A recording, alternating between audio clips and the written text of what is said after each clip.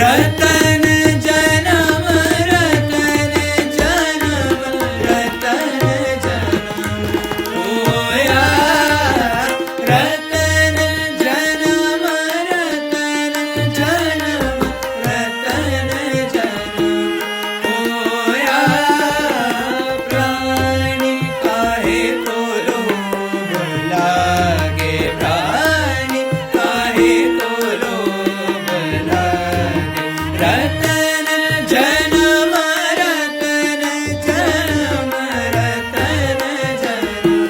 होया बिनते दिन पिंड किया बिनते दिन पिंड किया आंगन गुंडराया माता उदर रख्या 10 मास माता उदर रख्या मोहर लागे माया प्राणी काहे को लोभ लागे